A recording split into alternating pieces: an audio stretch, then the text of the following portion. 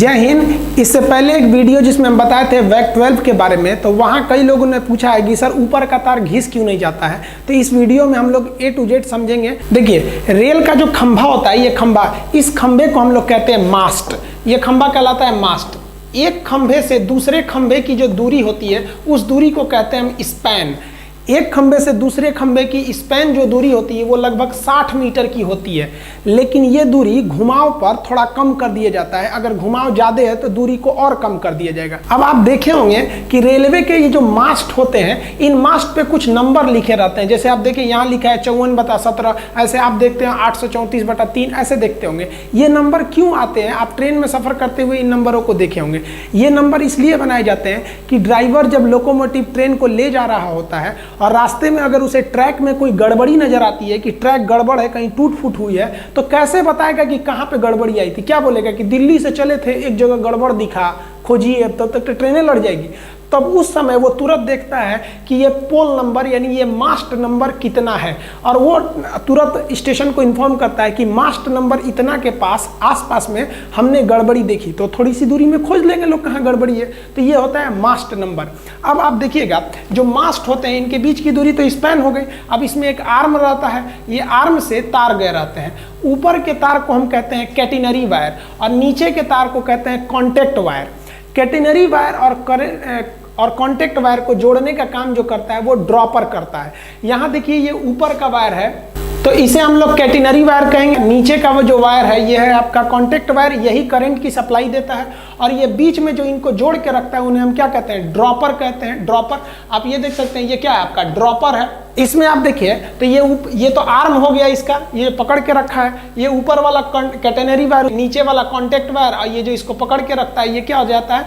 Dropper कहलाते हैं। समझ में आया आपको? ये जो कॉन्टैक्ट वायर होता है, इसके साथ समस्या ये होती है कि गर्मी के दिन में फैल जाता है, ठंडी के दिन में सिकुड़ जाता है। अब इसको हमको एकदम एक सीध में रखना है ताकि ट्रेन संचालन में कोई दिक्कत ना आए। तो इसको हमेशा सीध में रखने के लिए हमको एक ऑटोमेटिक इस पर टेंशन, एक तनाव देना होता है, जिसे हम ऑटो टेंशनिंग कहते हैं। आप ट्रेन में सफर करते हुए देखे होंगे कि आप इसको 3 पुली अरेंजमेंट देखे होंगे। इसमें 3 पुली लगाया जाता है, इसे 3 पुलिंग अरेंजमेंट कहते हैं। ये जितना भी इलेक्ट्रिक चीजें होती हैं उसे हम लोग ओवरहेड इक्विपमेंट कहते हैं। सर के ऊपर जो इक्विपमेंट लगा है OHE।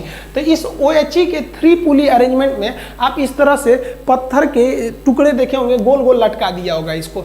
ये लटका देने से उस पर तनाव हमेशा बना रहता है। अब आप पूछेंगे इसका टोटल वेट कितना होता है? तो ऑटो टेंशनिंग का टोटल वेट 667 kg होता है। इसमें आप देखेंगे टोटल 18 ठो इसमें बॉक्स लगाए रहते हैं, जिसमें से 40 kg का 16 बॉक्स होता है, तो टोटल 640 हो गया। 20 kg का एक बॉक्स हो गया, इसका 20 kg और एक 5 kg का। इस तरह से देखेंगे तो 665 kg होता है। और नीचे एक ठो पत्थर लगा होता है लोहे का, वो 2 kg का। तो इस प्रकार इस तरह से हम लोग 667 kg का टेंशन इस पर मेंटेन रखते हैं, ताकि ये तार हमेशा हर एक मौसम में इसमें तनाव बरकरार रहे। अब बात करते हैं कि इस जो कॉन्टैक्ट वायर है उससे करंट को रिसीव कैसे किया जाता है। तो करंट रिसीव करने वाले को हम पेंटोग्राफ कहते हैं। ये पेंटोग्राफ इससे जुड़ा रहता है। अब आप कहेंगे कि पटरियां कहीं ऊपर नीचे होती हैं तो तार भी ऊपर नीचे होता है। ऐसा नहीं है कि यहाँ से दिल्ली से लेकर मुंबई तक एक ही सीध में, थोड़ा ऊपर नीचे है। तो ये ऊपर नीचे होने से छोड़ ना दे, इसलिए इस पेंटोग्राफ को हम यहाँ से एयर प्रेशर देते हैं नीचे से। ये एयर प्रेशर से उसको ढकेले रहता है। अगर ये ढकेले हुए है, तार ऊपर भी जाएगा तो कोई दिक्कत नहीं हो, तो पीछे से पुश करके ही है। और अगर तार नीचे है तो ये वापस चला आएगा। इसमें एक वाल लगा रहता है कि अगर तार नीचे आ रहा है तो उधर के प्रेशर से ये इधर आ जाता है, लेकिन अगर उधर प्रेशर कम है तो ये ढकेल देता है। तो इस प्रकार एयर प्रेशर द्वारा हम पेंटोग्राफ को ऊपर नीचे करके देख सकते हैं।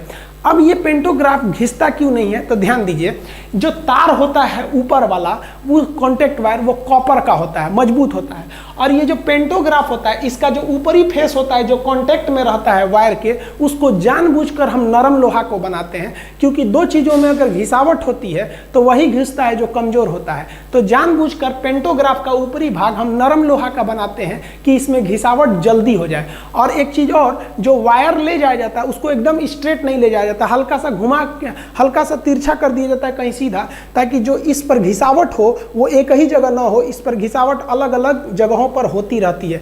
अब सवाल आता है कि पेंटोग्राफ जो होता है वो 2 ठो होते हैं। एक इंजन में 2 पेंटोग्राफ होता है, एक आगे होता है, एक पीछे होता है। तो कहते हैं लोग कि सर आप अगला पेंटोग्राफ उठाना चाहिए कि पिछला पेंटोग्राफ उठाना चाहिए। आप इस ट्रेन में देखेंगे तो इसका रियर यानी पीछे वाला पेंटोग्राफ उठा है, और इस ट्रेन में देखेंगे तो इसका फ्रंट यानी सामने वाला पेंटोग्राफ उठा हुआ है। तो नियम के हिसाब से हमें पिछला पेंटोग्राफ उठाना चाहिए। रीजन क्या है कि अगर पिछला पेंटोग्राफ उठा के इधर खींचेंगे तो एक प्रकार का ये खिंचाव बल को दर्शा रहा है, किसी चीज़ को खींचना आसान होता है।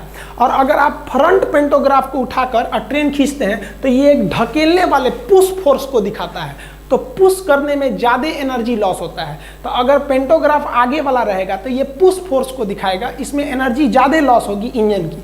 और अगर वही पेंटोग्राफ रियर यानी पीछे का उठा रहेगा तो ये पुल फोर्स को दिखाता है, खिंचाव को, जिससे कि इंजन की एनर्जी बचेगी। अब आप इस आधार पर आप देखेंगे ये एक इंजन खड़ा है, इस इंजन का ये वाला पेंटोग्राफ उठा हुआ है, ये वाला। अब आप बताइए इसको इधर जाना चाहिए या इस साइड जाना चाहिए? ये इंजन है, आपको कोई अपने दिमाग से बताइए आपको इसको किधर भेजना चाहिए। जेन्युइन है कि हमको पिछला पेंटोग्राफ उठाना चाहिए, तो ये उठा है तो इधर भेजेंगे तभी ना पिछला पेंटोग्राफ उठेगा। आप इसको देखे भी होंगे, देखिए पेंटोग्राफ की हाइट जो होती है वो एडजस्ट हो सकती है, बहुत ज़्यादा भी हो सकती है, कम भी हो सकती है। एक्चुअली मुंबई से दिल्ली तक में एक डेडिकेटेड फ्रेट कॉरिडोर बनाया जा रहा है, वहाँ पे केवल मालगाड़ियाँ चलेंगी उस रूट पर, और 2 तल्ली मालगाड़ी चलेगी, मतलब 2-2 तल्ला मालगाड़ी पर हम लोग कंटेनरों को लाद देंगे, जिसको हम डबल डेकर कहते हैं। देखिए यहाँ एक के ऊपर एक लादा हुआ है। एक्चुअली इस इमेज में तो आपको ईएमडी लोकोमोटिव दिख रही है, आप कहिएगा कि sir EMD locomotive, ALCO locomotive, WAG, WAP, ये इंजनों में डिफरेंस बता दीजिएगा तो उसमें अलग वीडियो बना सकते हैं। लेकिन यहाँ पर देखिए ये ट्रेन तो डीजल से चलने वाली है, इसके लिए क्या जरूरत है इलेक्ट्रिक को लेने की। लेकिन अगर सोचिए कि अगर यहाँ इलेक्ट्रिक लोकोमोटिव रहता तो इसका जो पेंटोग्राफ था ये काफ़ी हाई उठाना पड़ता पेंटोग्राफ, तो हाई पेंटोग्राफ भी होते हैं सब। देखिए यहाँ इसका पेंटोग्राफ कितना हाई है, तो हाई पेंटोग्राफ भी हो सकते हैं, ये एयर प्रेशर पे होते हैं, ये ज़्यादा उठ भी सकते हैं और नीचे भी रह सकते हैं। जब ये डबल डेकर रूट में है तो ये डिपेंड करते हैं पेंटोग्राफ की हाइट कि जो ऊपर OHE है, ओवरहेड इक्विपमेंट, उसका कॉन्टेक्ट वायर कितनी ऊंचाई पर है, उसी हिसाब से ये एडजस्ट हो सकता है या नीचे आ सकता है। आई होप आप समझ गए होंगे। इसके अलावा अगर आपको भी आप जानना चाहते हैं कि ये लाल वाला डिब्बा यानी LHB कोच और ये नीले वाले डिब्बे ICF में क्या अंतर होता है, आजकल जो इंजन आ गए हैं EMD आ गए हैं, हालांकि आप पहले देखेंगे तो एल्कोहल होते थे, इससे जुड़ा बहुत हल्ला करता था, ये वाला झक झक झक झक धुआं फेंकता था काला, ये वाला दुक दुक दुक दुक चलता है, ये बहुत तगड़ा है, धुआं भी कम करता है। आइए जो ट्रैक के ऊपर ये नंबर लिखा है, पोल नंबर, ये तो बता ही दिए किस लिए लिखा है, ताकि कोई ट्रैक में गड़बड़ी हो तो ड्राइवर देख के बता सके कि यहीं पे गड़बड़ी था। और भी आप ट्रेन में देखे होंगे सफ़र करते समय एक इस तरह से एल्युमिनियम का एक्सल काउंटर आपको डिब्बा मिलता होगा, ट्रैक के किनारे FM लिखा होता होगा। मालगाड़ी के अलग अलग डिब्बे देखते होंगे, कुछ खुले हैं, कुछ सपाट है, कुछ बंद है। अगर इसके बारे में भी आप जानना चाहते हैं तो कमेंट करके बताएं, उसको भी हम बिल्कुल कम समय में और आसान भाषा में समझा देंगे आपको। तब तक के लिए जय हिंद।